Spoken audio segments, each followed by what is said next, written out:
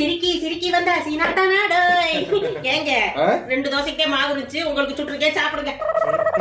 ஏன் நீ சாப்பிட்டியா? எனக்கு வயிறே சரியில்லைங்க, சுடும் போதே ஒரு 5 தோசையை தின்னு சாப்பிடுங்க. 5 தோசையா? ஏமா தோசையா? இது தோசை கல்லாமா இப்படி கருகி போயிருக்கு? சும்மா இருங்க, ஒட்டி பிடிச்சிருச்சு கொஞ்ச நேரம். இந்தாங்க. ஐயோ முதவாய வேற எனக்கு ஊட்டுவீங்க.